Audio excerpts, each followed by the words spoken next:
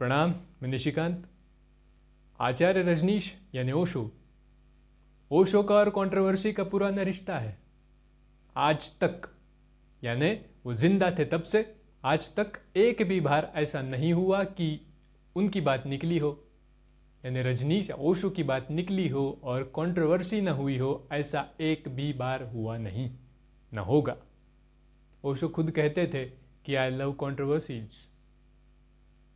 तो आज यानी आजकल कुछ महीनों से, शायद साल भर से, और एक कंट्रोवर्सी बड़े जोरों से चल रही है। जिनको नहीं पता वो सर्च कर सकते हैं कि सेव ओशो लेगेसी। ओशो का जो पुणे का आश्रम है वो बचाने के लिए सेव ओशो लेगेसी नाम से एक अभियान चलाया गया। अब बात ऐसी है कि इसमें दो पक्ष है।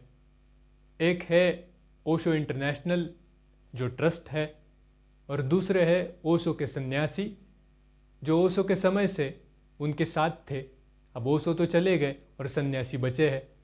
अब सन्यासियों का ये कहना है कि ओशो की जो परंपरा थी, जो नियम थे, जो ओशो के ज़माने से चलते आए हैं, वो अभी भी वैसे ही चलने चाहिए। उनके तरीके से ये आश्रम चलना ज़रूरी है जिस तरीके से ओशो चलाते थे। वो सब नियम आज भी वहाँ पे लागू होने चाहिए, ना कि ट्रस्ट की मनमानी चलनी चाहिए। और ट्रस्ट कहती है कि देखिए ये ट्रस्ट कैसी चलानी है हमें पता है, आप हमें ना सिखाइए। इसके डेवलपमेंट के लिए, फंडिंग के लिए, अर्निंग के लिए और अच्छे से चलाने के लिए क्या करना है क्या नहीं करना है हमें पता है। विवाद इस चीज़ से शुरू हुआ कि कुछ जगह उन्हें बेचनी थी और वो बात पता चली कि अरे आश्रम की कुछ जगह वो बेचना चाहते हैं।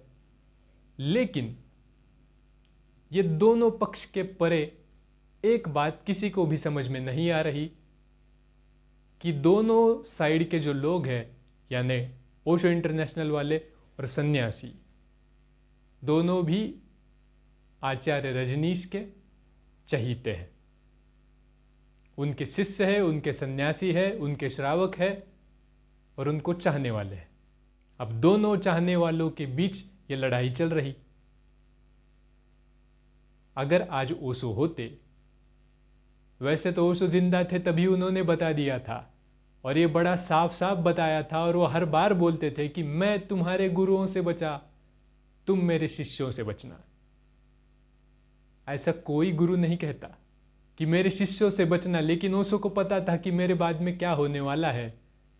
उन्होंने तभी बोल दिया था कि मैं जीवन भर तुम्हारे गुरुओं से बचा, तुम मेरे शिष्यों से बचना। आज वही नौबत आ चुकी कि अगर कोई ओशो को चाहने वाला, जिन्होंने ओशो के प्रवचन सुने हैं, जिन्होंने ओशो की किताबें पढ़ी है, ऐसे लोग जो ओशो को मानते हैं, वो अगर ओशो के सन्यासियों से मिलेंगे या फिर ट्रस्ट के किसी आदमी से मिलेंगे तो उनके मन में निगेटिविटी आना शुरू हो जाएगी, क्योंकि ये वाद विवाद ये सब चीज़ों से ओशो बहुत परे है। तब भी थे, आज भी है। इसका मतलब ये नहीं है कि मैं किसी सन्यासियों को बुरा कह रहा हूँ या फिर किसी ट्रस्ट वाले को मैं बुरा कह रहा हूँ, लेकिन जहाँ झुंड आता है वहाँ राजनीति शुरू हो जाती है। ये ओशो तब भी कहते थे कि झुंड की परंपरा होती है और मैं परंपरा के खिलाफ हूँ। अब सोचिए, ओशो जीवन भर एक ही चीज़ का खंडन करते रहे, एक ही चीज़ का विरोध करते रहे, वो थी परंपरा। परंपरा को वो कभी नहीं मानते थे। वो खुद भी चाहते थे कि मेरी कोई परंपरा ना बने। इसीलिए उनके जितने भी निवास रहे, जहाँ जहाँ पर ओशो रहे थे, मुंबई से लेकर पुणे तक, जहाँ जहाँ उन्होंने वास्तव्य किया, उनका मोह कभी भी किसी आश्रम में नहीं रहा। जो जगह उन्होंने एक बार छोड़ दी, बाद में उसका वो बार बार यही कहते थे कि ये तो पत्थर की दीवारें हैं, इसे पकड़ के क्या करोगे, इसको पकड़ोगे तो इसी में उलझ जाओगे, असली ज्ञान तो कहीं और है, ध्यान का मार्ग दीवारों से नहीं जाता, ये ओशो कहते थे। लेकिन आज उसी ओशो के परंपरा के लिए, आश्रम के लिए झगड़े हो रहे हैं। इससे बुरी बात क्या हो सकती है। ओशो के चाहने वाले इस चीज में क्यों पड़े हैं? अगर वो 1% भी ओशो को जान लेते, समझ पाते तो उन्हें ये बात समझ आती कि देखिए अपने देश में कई सारे संत हुए, ज्ञानी हुए, जैसे कबीर है। कबीर दास जी का स्थान बनारस में है, कितने लोगों को पता है? कितने लोग वहां गए हैं? बहुत कम लोग कबीर जी के स्थान पर गए हैं, लेकिन कबीर के दोहे दुनिया को मालूम है। गोरखनाथ जी का एक स्थान नहीं था, वो जहां जाते थे सब स्थान उनके माने जाते हैं, लेकिन आज गोरखनाथ जी को दुनिया जानती है। तो ऐसे कई सारे शिष्य हैं, महावीर है, बुद्ध है, उनके स्थान पर जाने वाले लोग कितने हैं, लेकिन बुद्ध को दुनिया मानती है, महावीर को दुनिया मानती है।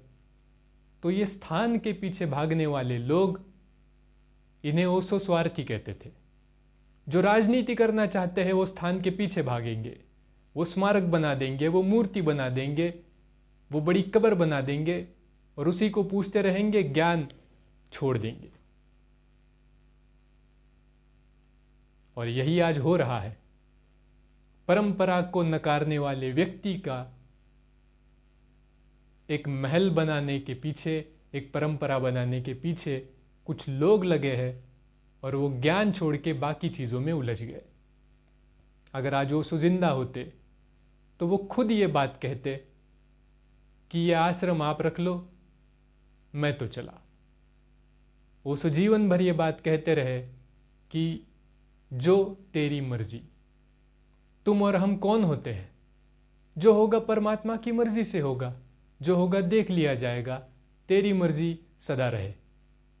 ये ओशो के जीवन का तत्व था। और एक बात, सन्यासी कहते हैं कि अगर हम वो स्थान नहीं बचाएंगे तो ओशो मिट जाएंगे, ओशो को दुनिया भुला देगी। मैं कहता हूं ऐसा कभी नहीं होगा।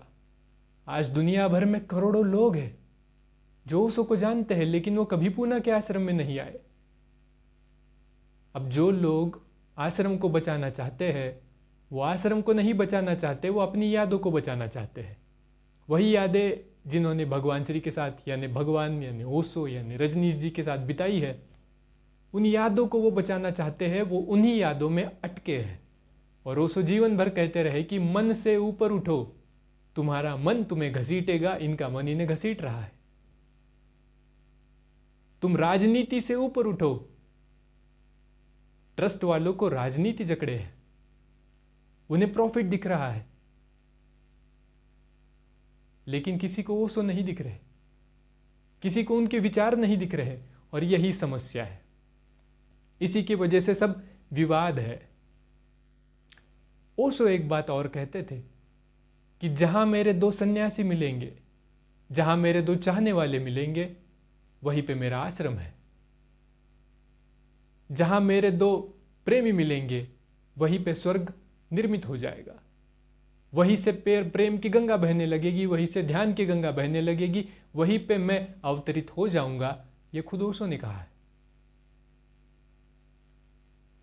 उनके लिए ये आश्रम, ये विवाद, ये ट्रस्ट कुछ मायने नहीं रखता था। जिन्होंने ओशो के प्रवचन सुने हैं, ओशो ने यह भी कहा है कि तुम्हारा घर मेरा आश्रम बन जाना चाहिए, तुम्हारा घर प्रभु का मंदिर बन जाना चाहिए।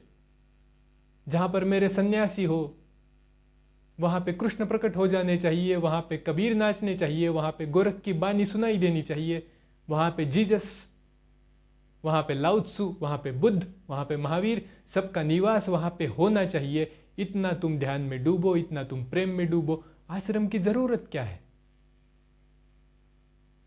अगर तुम्हारे और ध्यान के बीच में मैं भी आ रहा हूं तो मुझे बाजू में हटा दो, मुझे दूर कर दो, लेकिन तुम ध्यान को पकड़ना। यह खुद ओशो ने कहा था। और आज ये लोग आश्रम के लिए झगड़ रहे, पत्थर की दीवारों के लिए, कुछ एकड़ जमीन के लिए झगड़ रहे हैं। कुछ लोग उसमें इमोशनल है, कुछ लोग उसमें प्रोफेशनल है।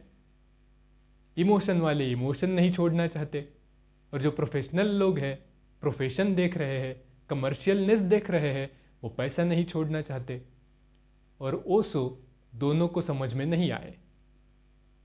दोनों भी कहते हैं कि हम ओशो को बड़े चाहते हैं, लेकिन ओशो उन्हें जीवन भर कभी समझ में नहीं आएंगे, ना आज तक आए। अगर आए होते तो ये चीज वो करते ही नहीं।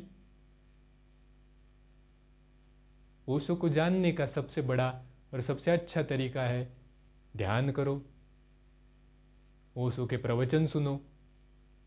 ओशो खुद कहते थे, पत्थर पकड़ के क्या मिलेगा, तुम क्या पाओगे पत्थर पकड़ के। असली ज्ञान तो गीता में है, तुम मूर्ति पकड़ के क्या करोगे। असली ज्ञान तो रामायण में है, तुम मूर्ति पकड़ के क्या करोगे। मूर्ति तो बच्चों के लिए है,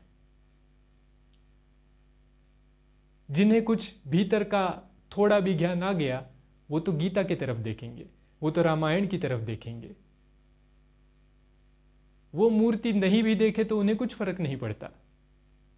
ये खुद ओशो ने कहा था।